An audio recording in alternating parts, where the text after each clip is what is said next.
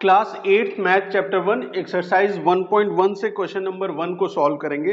Name the properties under multiplication used in each of the following. Question number 1 के total 3 parts हैं, है ना।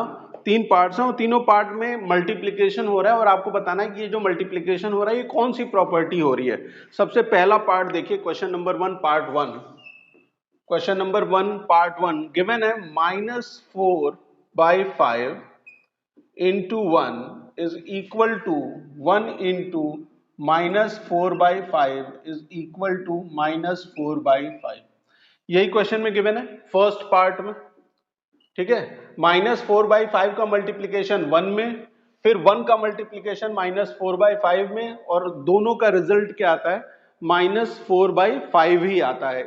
तो ये किस तरीके का है, ऐसा है कुछ कि कोई एक नंबर है, ये रैशनल नंबर्स गिवन है, चैप्टर का नाम रैशनल नंबर है, तो हम मान लेते हैं कि ए क्या है, ए एक नंबर है जो क्या है, रैशनल नंबर है, ठीक है।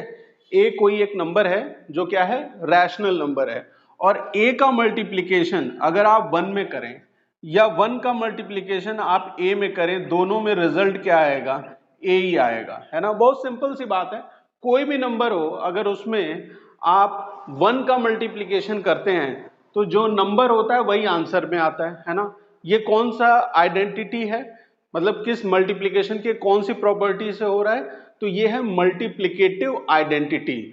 1 को हम क्या कहते हैं, 1 को 1 इज मल्टीप्लिकेटिव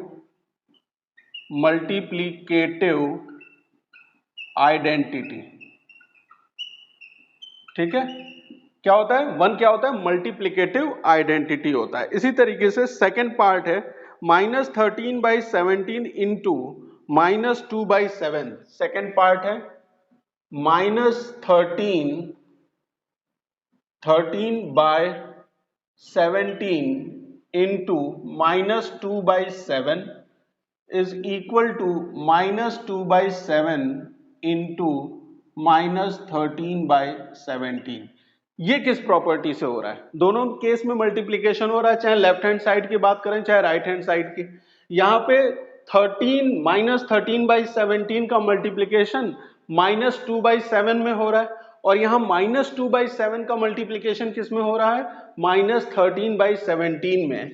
अगर मैं इस 13/17 को a मान लूं और इसे b मान लूं, तो ये a इंटू बी है और ये b था तो b इंटू ए है। ये कौन सी प्रॉपर्टी होती है कि a into B b into A के बराबर होता है, तो ये होती है कॉम्यूटेटिव प्रॉपर्टी, है ना, कॉम्यूटेटिव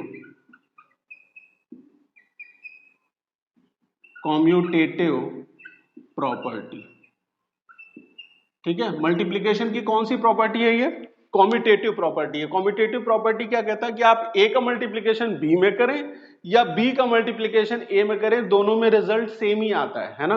आप 2 इंटू 4 करिए, देखिए 2 इंटू 4 या 4 इंटू 2 करिए, दोनों केस में रिजल्ट 8 ही है ना, ठीक है। तो ये कौन सी प्रॉपर्टी है जो अलाउ करती है कि किसी भी नंबर को आप इधर उधर चेंज कर सकते हैं, वो होती है कॉम्यूटेटिव प्रॉपर्टी। क्लियर है। एक लास्ट पार्ट है, लास्ट पार्ट में कह रहे हैं कि -19/29, -19 थर्ड पार्ट,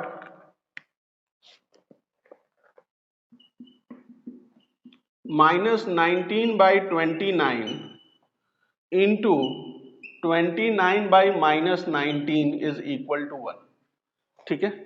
यहां पे मल्टीप्लिकेशन की कौन सी प्रॉपर्टी यूज हो रही है, देखिए -19/29 है, ये 29/-19 है। a/b के फॉर्म में अगर मैं इसे लिखूं तो देखिए यहां पे a क्या है, -19, और b क्या है, 29। अब क्या हो जा रहा है, ये जो डिनोमिनेटर है वो न्यूमरेटर में चेंज हो जा रहा है, मतलब b/a हो जा रहा है। एक नंबर जिसे आपने a/b के फॉर्म में लिखा है ना, a/b है वो, a/b मतलब फ्रैक्शन है, वो चेंज हो गया, डिनोमिनेटर न्यूमरेटर बन गया, न्यूमरेटर डिनोमिनेटर बन गया। क्या फाइंड आउट कर रहे हैं, बेसिकली रेसिप्रोकल्स हैं। ये नंबर इस नंबर का क्या है, रेसिप्रोकल, या आप कह सकते हैं मल्टीप्लिकेटिव इनवर्स, ठीक है। क्या है ये, मल्टीप्लिकेटिव इनवर्स है ना। एक नंबर और उसका मल्टीप्लिकेटिव इनवर्स। फॉर एग्जाम्पल जैसे 2/3 है ना, 2/3, तो इसका मल्टीप्लिकेटिव इनवर्स क्या हो जाएगा, 3/2 हो जाएगा। दोनों को अगर आप मल्टीप्लाई करें तो 2 से 2 सिंप्लीफाई हो गया, 3 से 3, क्या रिजल्ट आएगा, 1 आएगा। क्लियर है? ये था क्वेश्चन नंबर 1। मिलते हैं नेक्स्ट क्लास में। Thank you for watching.